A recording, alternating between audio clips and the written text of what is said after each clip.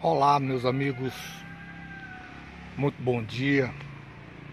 Hoje é sábado, é a primeira vez que eu faço uma transmissão ao vivo aqui pelo Facebook, tentando,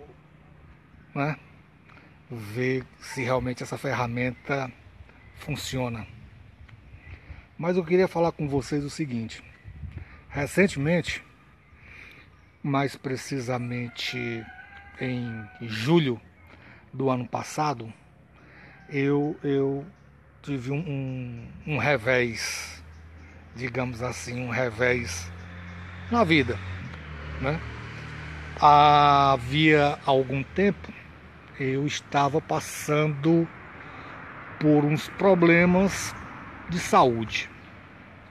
Então falava com a minha esposa em relação a isso e ela, como sempre, me incentivava a ir ao médico. Mas aí o tempo foi passando e a gente fica protelando, né? E termina por deixar de lado a prerrogativa de ir ao médico. E quando foi em fevereiro do ano passado, eu já estava sentindo alguns sintomas, como por exemplo quando eu fazia minhas refeições principais, almoço, jantar, eu ficava com umas cólicas, né? E eu chegava para minha esposa e dizia: amor, tô com as cólicas. Aí ela dizia: é bom você procurar um médico. E eu: tá certo. Será que é do almoço que não bateu bem? E na realidade não era, né? Mas eu não sabia. E aí o tempo foi passando e a coisa foi se agravando, né? E de repente começaram a surgir alguns raios de sangue nas fezes. E eu disse para ela, e ela disse: vamos procurar um médico. Aí nós fomos em fevereiro do ano passado a um gastro lá em Teresina. E aí ele passou uma colonoscopia para que eu fizesse. E se eu tivesse feito a colonoscopia em fevereiro, acredito eu que não ia mudar nada, porque eu tirei essa dúvida com o médico depois. Então eu adiei a colonoscopia e deixei para fazer em julho do ano passado, de 2016. E fui a Fortaleza com o intuito de fazer esses exames e realmente fiz a colonoscopia. E, para minha infelicidade, o médico chegou para mim e me disse que eu estava com um problema grave de saúde, né? Me deu um diagnóstico de que eu estava com um câncer no intestino, né? Um câncer na região do sigmoide. Então, aquilo ali caiu como uma bomba em cima da minha pessoa, em cima de mim. Eu fiquei extremamente abatido naquele primeiro momento que eu recebi aquele diagnóstico, né? Chorei copiosamente, porque acredito eu que quem recebe um diagnóstico desse, realmente a pessoa fica preocupada. Eu fiquei preocupado, né? Liguei para alguns amigos médicos, né? Liguei para o Ronaldo Aragão, meu amigo médico, né? Liguei para outras pessoas, enfim, liguei para várias pessoas, né? Porque você fica sem teto, você fica sem chão, né? E ali do seu lado só sua esposa lhe apoiando, né? Aí eu liguei para o meu irmão Lucas e esse de imediato comunicou a minha mãe e aí, né, foram até Fortaleza. Então o diagnóstico foi grave. O diagnóstico foi um adenocarcinoma maligno, né? Ou seja, é um diagnóstico que eu jamais esperaria para a minha vida, né? Mas diante disso seguimos em frente e começamos os exames pré-operatórios, porque o médico falou que eu tinha que fazer a operação, a cirurgia, em caráter de urgência. E assim foi feito, né? Quando fizemos a colonoscopia, o médico tirou logo lá um pedaço, fez a biópsia e me disse logo: você está com adenocarcinoma maligno, né? E nos exames pré-operatórios, nós fizemos várias tomografias, dentre as quais uma das tomografias, né, pegou a base do pulmão. E aí o médico ficou lá meio que vamos investigar o que é que tem na base do seu pulmão. E aí foi feita uma tomografia específica para o pulmão, e ali ficou constatado que o câncer que eu estava tendo no intestino havia, né, tido metástase para o pulmão, né? Aí eu disse: pronto, o mundo acabou-se. Para mim já era, né? Onde na realidade não era, né? E fomos para a cirurgia.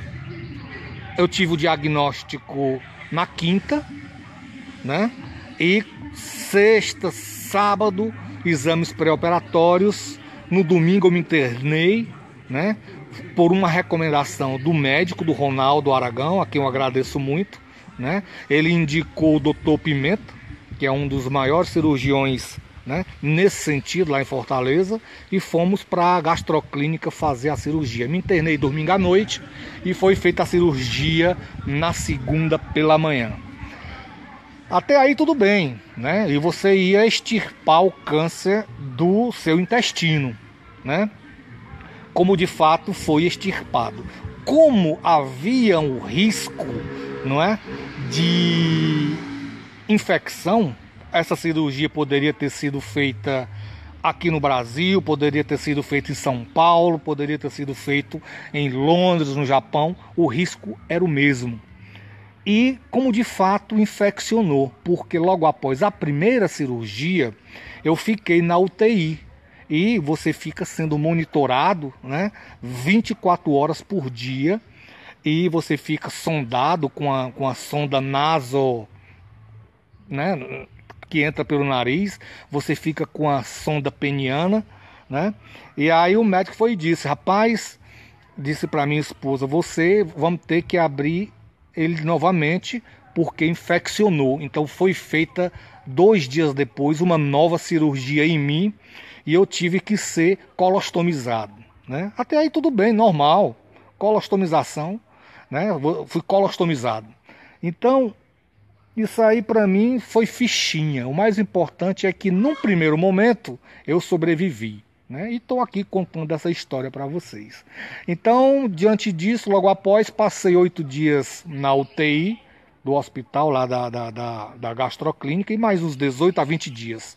Então tive alta, né? E fui para casa do Arlindo e da esposa dele, da Elilda, que eu agradeço demais, né, a acolhida, né? Agradeço demais Arlindo, Elilda, Arlindo Rebouças, Elilda, muitíssimo obrigado. Vocês foram esplêndidos, vocês foram de um coração realmente de pai e mãe para mim durante o meu pós-operatório, né, quando eu estava na estadia na casa de vocês. Muito obrigado pela atenção que vocês nos deram. Não só vocês, a Cristina, né, a Andréa, todos, a Rebeca, né, todos, obrigado. Então, aí vim para casa, né, e tinha que começar a quimioterapia o mais breve possível, porque com câncer maligno não se brinca, né? E aí tivemos que dar início à quimioterapia. Só que tinha um detalhe, né? Tinha um detalhe interessante. Na quimioterapia que eu ia fazer, né, os médicos oncologistas, eles, olha, você tem o risco, não é, de durante o período da quimioterapia haver uma certa infertilidade, não impotência, né?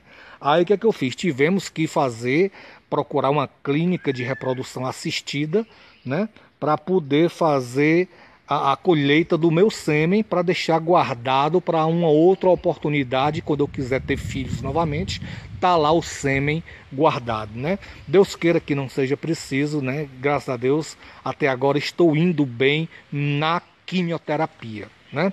Então, gente, nesse sentido, o que eu queria falar para vocês é a questão do estado de espírito que a gente fica no momento de um diagnóstico desse e a questão do apoio da tua esposa,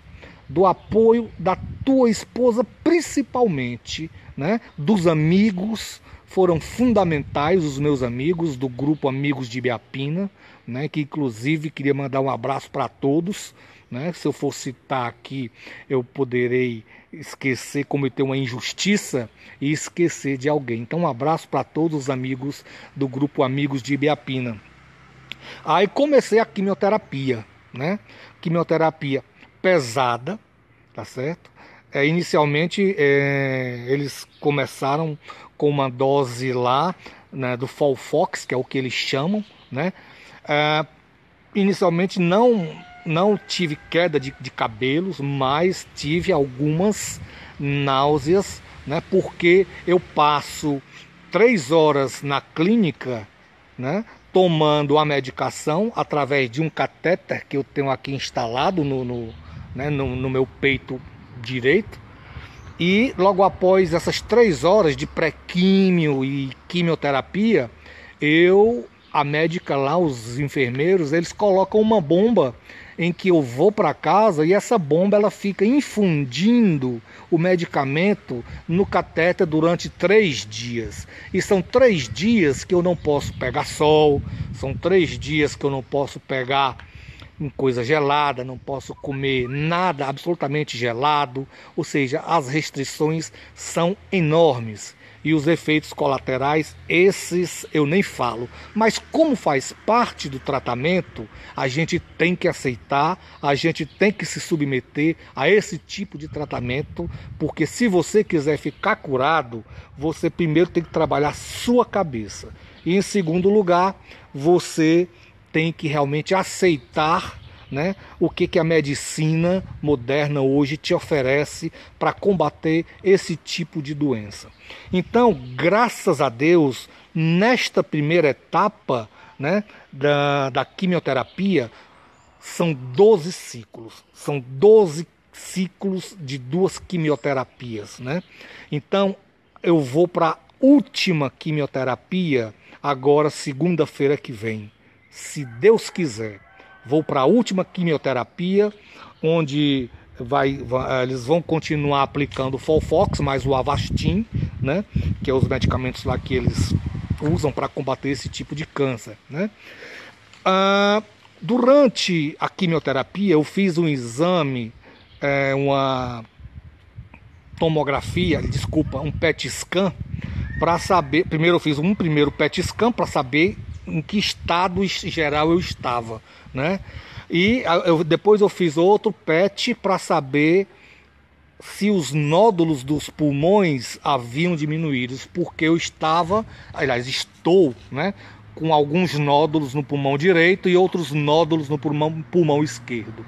Então, esses nódulos, graças a Deus, são, digamos assim, não são relativos a câncer de pulmão, são relativos ao câncer de intestino, que houve a metástase e eles foram se instalar lá nos pulmões, né?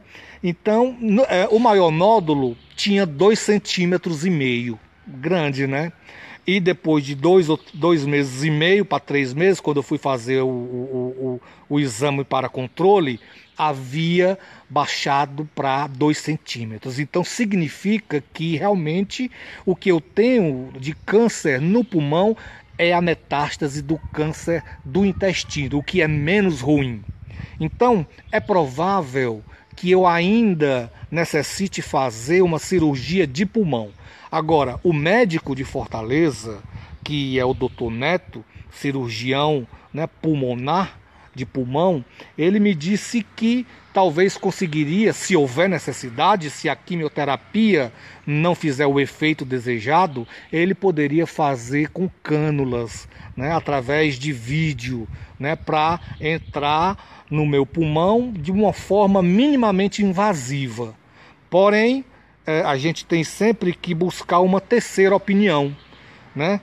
uma quarta opinião. E o Ronaldo, o meu amigo, meu médico, né, digamos assim, que já havia me acompanhando em outro problema que eu tenho na coluna lombar, né, ele sugeriu que nós fôssemos a São Paulo, e assim nós o fizemos. Fomos lá, buscamos lá o Dr. Buzaide, né, e ele disse que realmente o procedimento que estava sendo feito aqui no Ceará era o procedimento padrão. Era o procedimento que nós teríamos se fôssemos tratados lá em São Paulo ou em qualquer outro lugar do mundo. Para câncer de sigmoide, para câncer de cólon, de intestino, é esse o tratamento que nós estamos recebendo.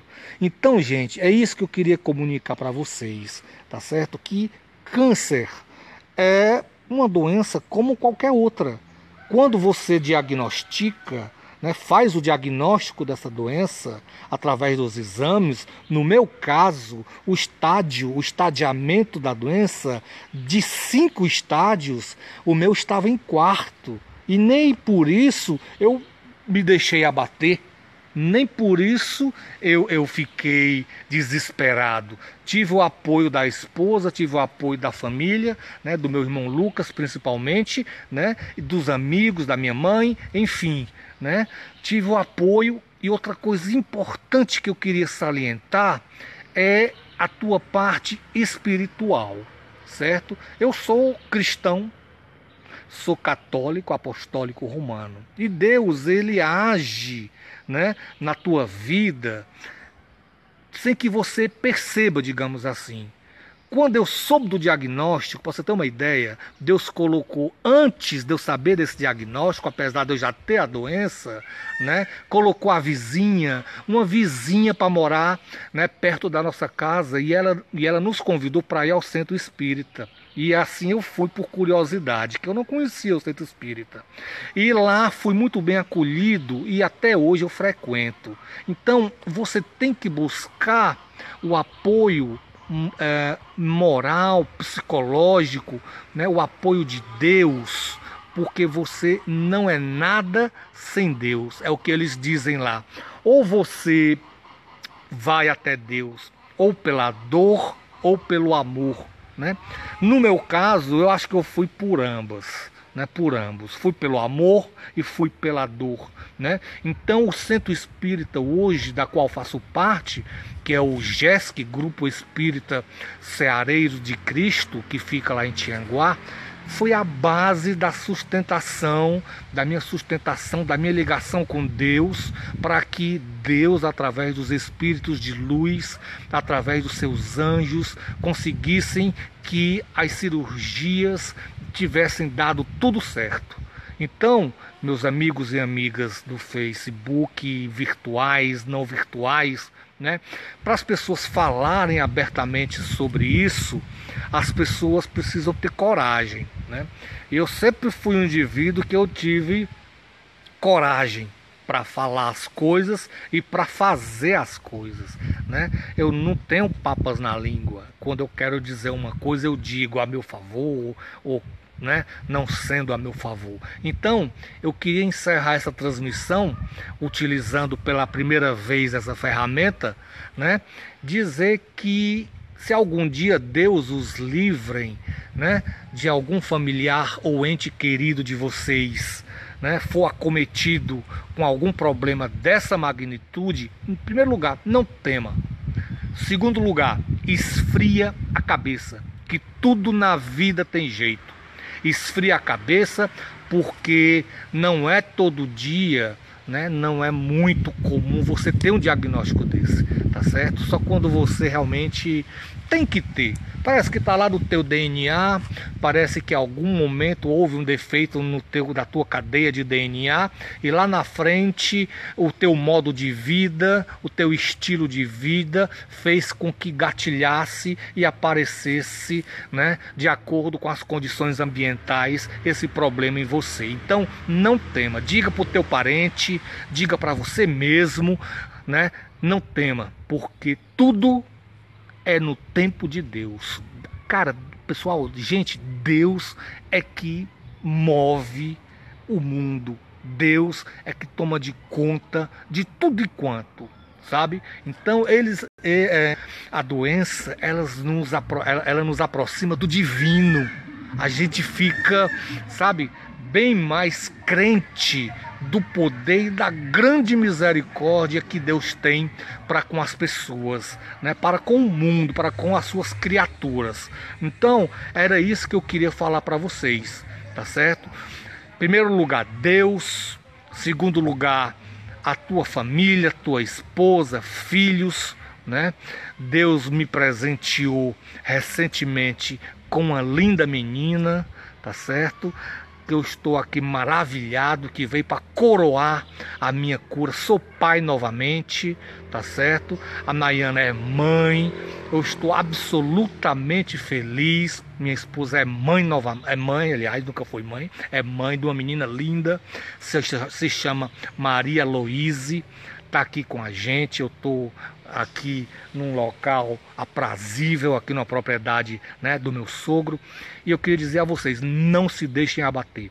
Quem tiver algum problema com câncer, não se deixem abater. Confia em Deus, confia na tua família, confia nos teus amigos, confia na tua força de vontade. Trabalha tua cabeça, porque isso não mata. Quem mata é se você ficar depressivo, é se você ficar com algum transtorno, né, com alguma síndrome de ansiedade, essas coisas. Isso é o que te mata. Então, procura fazer uma dieta legal, é o que eu tenho procurado fazer. Apesar do meu câncer ser maligno, tá certo? Eu estou vencendo, vou vencer. Não vai ser uma doençazinha dessa, como nós dizemos aqui, como nós falamos aqui no Ceará. Não vai ser uma doençazinha dessa que me deixa com os cabelos ralos, né? E me deixa com algumas sequelas que vai me derrubar. Uma pessoa como eu que já vive correndo atrás de tudo, né? Na minha profissão que eu exerço, não vai ser uma porqueira dessa que vai me derrubar. Portanto, graças a Deus estou aqui, estou feliz. Vou para minha última quimioterapia, segunda-feira que vem agora. Aí, se Deus quiser, só agora de 21 e 21 dias vou ficar fazendo uso da quimioterapia de forma oral, né? E bola para frente. Muito obrigado aí às pessoas que tiveram um tempinho para nos assistir, para me assistir. Achei legal essa ferramenta, não conhecia, só via o ícone no Facebook. Muito obrigado a todos, agradeço a Deus por estar vivo aqui, contando essa história para vocês, compartilhando para vocês essa minha experiência e que vocês tirem alguma coisa dessas palavras que eu disse, né, para fortalecer as pessoas que estão acometidas, né, com esse problema, porque é um problema que, se você quiser, você supera. Não tem como, é só acreditar em Deus. Deus é onipotente, onipresente, onisciente, Deus é misericordioso, Deus faz tudo no seu tempo. Então isso é uma provação, né? Testa a nossa fé ela aumenta, tá? Ela aumenta. Então, gente, é isso aí. Obrigado pela atenção de vocês. Até uma outra oportunidade. Achei legal essa ferramenta. Desculpe aí se eu me alonguei, mas é porque são os ossos do ofício. Às vezes a gente, na profissão da gente tem que falar muito, né? Eu acho que eu me fiz claro, não é? Eu acho que vocês entenderam, certo? Bom sábado para vocês. Bom fim de semana para todos vocês. Um abraço no coração de vocês. E beijo aí, bola para frente. E vamos vencer, porque confiando em Deus, meu amigo, a gente vai longe. Um abraço, vou concluir agora. Até mais, pessoal. Obrigado.